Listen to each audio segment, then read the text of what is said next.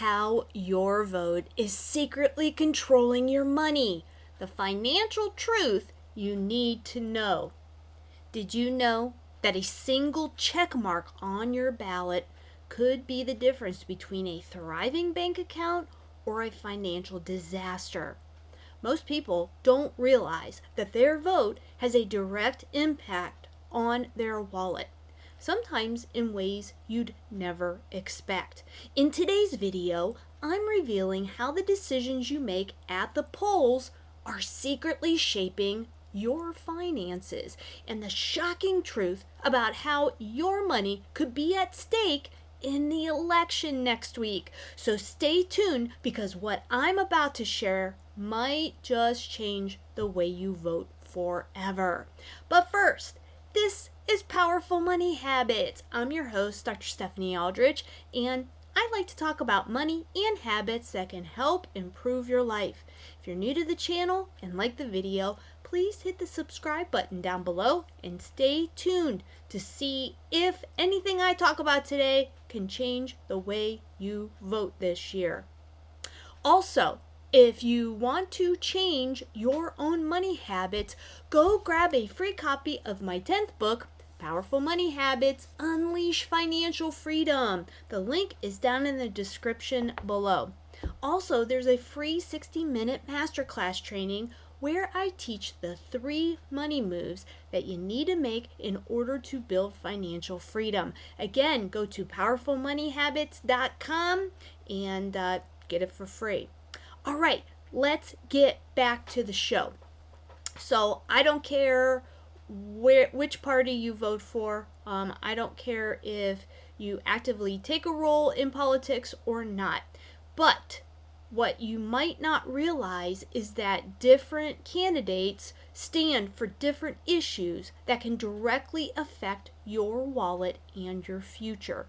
It seems like the party lines are actually shifting from previous decades, and if you continue to blindly vote for people that don't really represent the values that you want to get with your money, then you'll definitely find yourself in a dark place, especially in the future. And you might be flat broke without knowing how you got there. So let's get into some topics around your money that you need to educate yourself on this week, so that when you go to vote next week, you can hopefully see these candidates and vote for the ones that give you the results that you're looking for.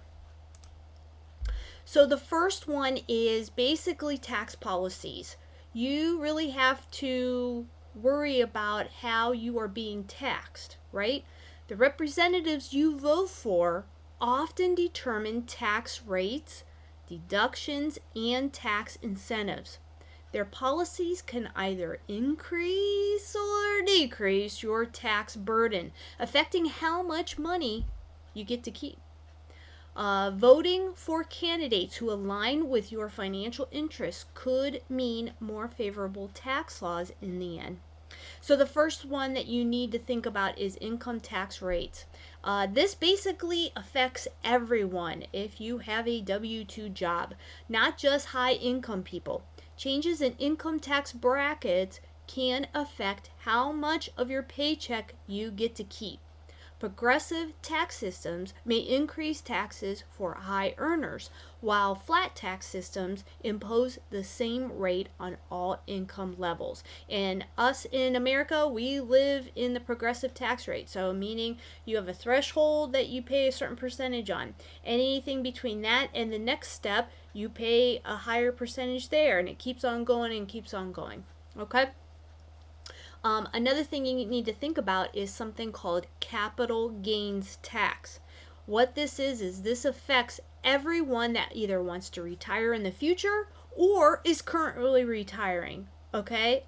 If you're already retired and you have money in investments, they are taxed differently than ordinary income from a job. Okay? This is the tax, capital gains is the tax on profits from selling your investments like stocks or even real estate. Lower capital gains taxes incentivize investing, while higher rates can reduce your return on that investment. So think about it. If you are retired or, doing what you should be doing, which is saving for the future, you want to be taxed on that income the least amount possible. Now, there's some ways to get around this. You could go into after tax investments, right, which are your Roths.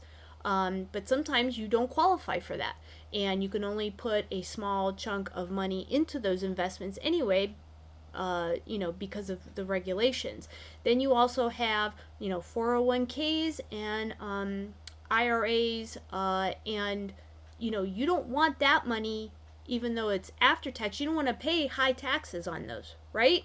So right now, capital gains taxes go from 0, 15 to 20% at the highest level. They're proposing, if you look into it, remember, think about who you're voting for and think about what their policies actually are and not what they're maybe blabbing to you on social media. Some people want to increase those taxes on capital gains for realized or unrealized taxes gains to 40%. So what is a realized gain? A realized gain means if you sell something, you're going to be taxed on it, right? Okay, it goes from 0, 15 to 20%. Now they want to go 40%. So over half of your money, almost half of your money is going to go to taxes. Okay, think about it. They also, certain parties, want to tax you on unrealized gains, which means you're going to pay tax on gains. Let's say the stock market goes up 20% and you're in that particular area of the stock market that goes up 20%. Even though you haven't cashed out anything, you have to pay 20% tax on that, or 40% tax on that 20%. Like, that's insane. You should not be taxed on something until you, take it out, until you cash it out, until you sell it. So be very careful with who you're voting for, because it can really discourage you from actually making money. The next thing you got to think about is tax deductions and credits. Policies on deductions like mortgage interest, charitable donations, and tax credits like child tax credits, education credits, they can reduce your taxable income or directly lower the amount of taxes you have, leaving more money in your pocket. Another one is estate and inheritance tax, and this is a big, big deal. The taxes on estates and inheritances impact how much wealth you can actually pass to your heirs. Changes in the exemption thresholds or tax rates on inherited wealth can either reduce or increase the financial burden on your family after your death. Look, you've already paid taxes your whole life. You're smart about your money. You've saved it. You've invested it. And you want to basically leave something for your children and your grandchildren. But guess what? Not so fast. The government thinks that they deserve more of that money, even though you've already paid your fair share of taxes. You've been taxed on luxury goods. You've been taxed on gas. You've been taxed on, sales of buying things from the stores. You've paid income tax, state tax, city tax. And now they want to tax you some more when you die. Remember who you're voting for, because some people want to take even more of that money from you. Okay? The next one is corporate tax rates. These influence business profits, which can affect stock prices, job creation, which is a huge one, and even wage growth. If you tax the big corporations, they're just going to go somewhere else because they have the means to do that.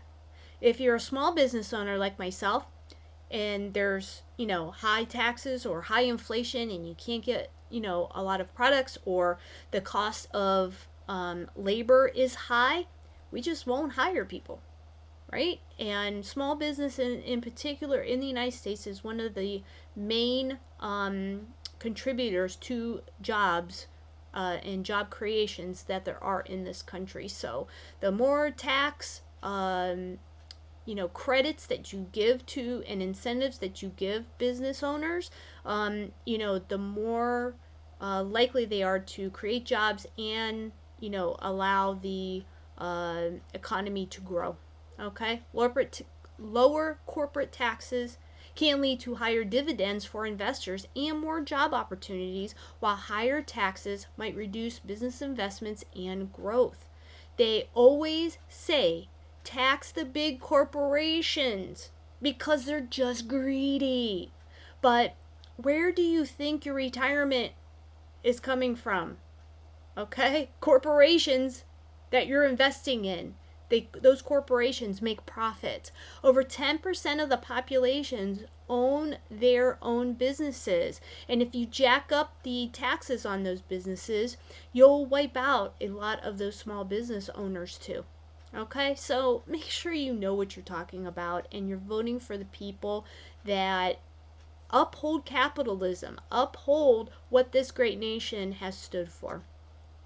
Another one is sales tax. Changes in sales tax rates on goods and services affect how much you pay for everyday items. States or local governments may implement high sales taxes, which can reduce your spending power, especially on big purchases. Another one is property taxes. Increases in property taxes can significantly raise the cost of owning a home, which with higher interest rates almost makes it impossible for young people, the millennials and Gen Zers of this great nation, to be able to start a family and own their own property. So when you increase property taxes, you impact your overall housing expenses. Conversely, lower property taxes may make home ownership more affordable. Mine personally went up 30% last year. Ouch, yeah, I know, 30%. Now, I'm fortunate that I can afford it. I just put the 30% in my budget and, put away every month for it. But a lot of people cannot afford that big hike and consequently are moving out of the area, which also decreases the property values. If there's high demand and low inventory, then of course prices are jacked up. But if everyone's moving out because they can't afford it, then you're going to have an issue. Another tax to think about is self-employment tax. Policies around taxes for freelancers and small business owners, including deductions for business expenses, can either increase or decrease the financial burden on entrepreneurs. Another thing you got to think about is healthcare costs. Voting for politicians who support certain healthcare policies can influence your out-of-pocket healthcare expenses, insurance premiums, and access to affordable healthcare. Healthcare reform can directly affect your financial well-being, especially if you face medical issues or have a family to support. The Affordable Care Act, ACA, subsidies. That's where this can help with healthcare costs. So policies under the ACA, such as premium subsidies, can reduce the cost of health insurance for individuals and families. If these subsidies are expanded or reduced, it can significantly impact how much that you pay for your health coverage. You also have to think about, as you get older, you will benefit from Medicare or even Medicaid expansion. And you got to be careful about this. Changes in eligibility or funding for Medicare and Medicaid programs can affect health care costs for the elderly, the disabled, and the low-income individuals. Expanding these programs can reduce out-of-pocket costs, while cuts can lead to increased medical expenses for those who rely on them. You also have to think about prescription drug prices. We need to have better controls in this country for this, because I shouldn't be able to go to Canada and pay a few dollars for the same drug that would cost me $50 to $100 here in America. I mean, to me, that's price gouging, and everybody should have equal access to medications that can help us live long and healthy lives. So, price control. Some policies aim to regulate or cap the price of prescription drugs. If successful, these measures can lower the cost of medications, which leaves more money in your pocket and less drag on your insurance costs. Without regulation, drug prices can remain high, increasing your overall health care spending. You got to look at employer-sponsored health insurance regulations. Policies that mandate employer health insurance requirements, such as the percentage of premiums that employers must cover, can directly impact your healthcare costs. If your employer covers less of your insurance premium, which is what the trend is happening due to policy changes, you may end up paying more for the same or less of a policy that's covering you. Okay? Another thing to look at is health savings accounts, or HSAs, and also flexible spending accounts, which are FSAs. Tax policies that encourage or limit contributions to either the HSA or FSA can affect how much pre-tax money you can set aside for medical expenses. Increasing contribution limits can help you save more on taxes, while limiting or eliminating those accounts could raise your out-of-pocket healthcare costs, and especially down the line, which we know as we get older, we're going to be visiting the doctor, more things will be going wrong, and of course with inflation, things will cost more. So it's very important to think about all of these healthcare costs and issues that you are voting on. Another one is preventative care coverage mandates. Policies requiring insurers to cover preventative care service, such as annual checkups, vaccines, or screenings. Without copays or deductibles, they can help you avoid high health care costs by catching health issues early.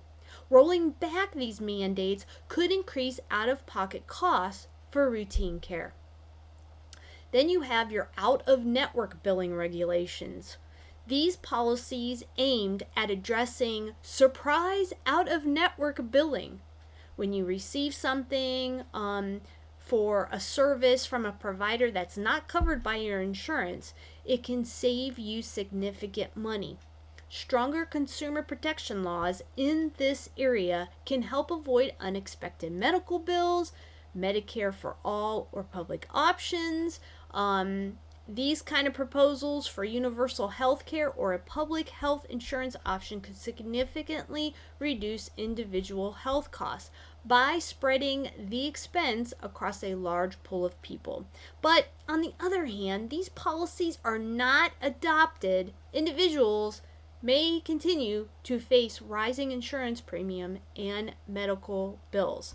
The last area I want you to focus on and do a little research to compare both parties to see who you want to vote for is Social Security and retirement. And these are things that affects everybody. I don't care if you're 20 or if you're 50 or if you're actually using these things. These three areas affect everybody. So Social Security and retirement. Elected officials often make decisions about Social Security, pensions, and other retirement benefits. Your vote helps decide who will safeguard or modify these programs, which could affect your future retirement plans and financial stability in later years. Let's look at Social Security retirement age. It seems like it keeps getting set back further, further, further.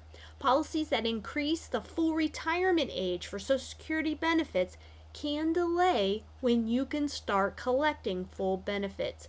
If the retirement age is raised, you may have to work longer to avoid receiving reduced benefits, affecting your retirement income. Basically, I know I'm a Gen Xer, and we can get our full retirement Social Security at age 67. It used to be 65. Now it's 67. I'm not sure what it is for millennials or Gen Z, but I'm thinking it might be 69 or 70. So make sure you look into that. But that means that you will be working longer and probably getting a reduced rate. So it's very important to start saving as soon as you can in your own retirement plans so that you don't have to rely on government programs, because who knows if they're going to be there. So Social Security payroll tax changes. The amount of payroll tax taken from your paycheck to fund Social Security can increase or decrease based on policy changes. Raising the payroll tax rate or the income cap subject to taxes can reduce your take-home pay. On the other hand, lowering these taxes could increase your disposable income but could affect the solvency of Social Security. Okay? So what they want to do is, I know that taking Social Security out of your check as FICA caps out at I think it's $15,000. So anything above that, you don't pay any Social Security on that. What they want to do so that Medicare and Social Security won't be absolvent in 2030 or 2035, whatever they're talking about, is to actually make that income for everybody. It doesn't matter, anything above 115, you're still paying tax on that. Whether that's good, whether that's bad, that's not for me to decide, but you need to know what the options are.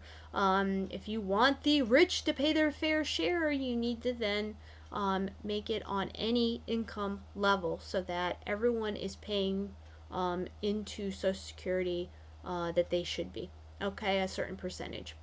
Another thing to look at is Social Security cost of living adjustments. So Social Security benefits are adjusted annually for inflation through the COLA. Okay, if policies change how this is calculated, they either use a different inflation measure or they don't increase it at all, it could lead to smaller benefit increases or none at all, which would reduce the purchasing power of retirees, especially in times of high inflation.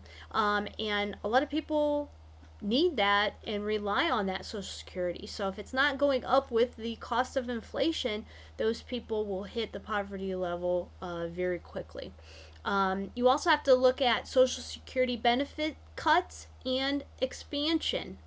Policymakers might propose cutting benefits to reduce the deficit or expand benefits for certain groups, either low income retirees or widows. Okay? Cuts could reduce your future benefits, while expansions might provide additional income to specific populations, directly impacting your retirement planning. So changes to retirement account contribution limits is another thing that you need to look at.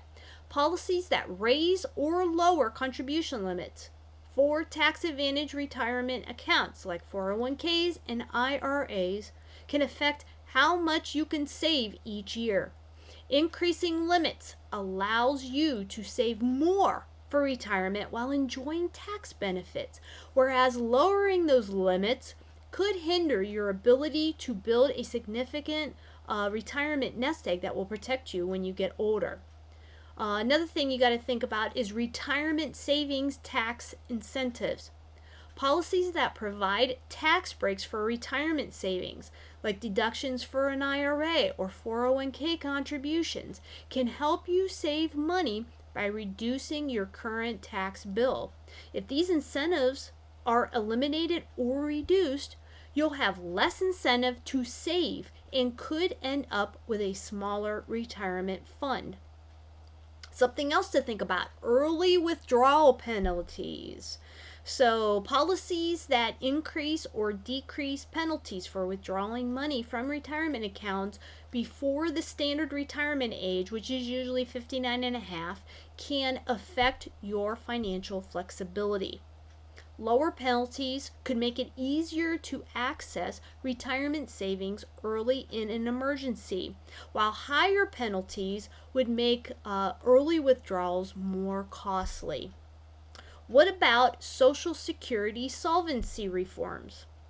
Policymakers may make changes to ensure the long-term solvency of Social Security, such as increasing taxes, raising the retirement age, or changing the benefit formulas.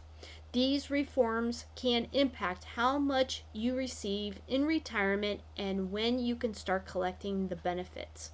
So, in the end, your vote is more powerful than you think when it comes to your financial future. From taxes and healthcare costs to Social Security and retirement policies that everybody has to think about at some point in their lives, the choices you make at the polls have a direct impact on your wallet. By understanding how these policies affect your money, you can make more informed decisions that protect and grow your wealth. We've got to take back our country and stop funding all these wars that we can't afford, nor have any business being involved in. We've got to be selfish and make our country the best nation to live in right now. America really isn't today. So next time you head to the voting booth, remember that you're not just shaping the future of the country. You're shaping your own financial destiny. So that's it for the show today. Thanks for watching, and don't forget to like, subscribe, and share this video if you think it's going to help others control their future with their vote. So, who are you voting for and why? Leave me a comment down below. And until next time, this is Powerful Money Habits.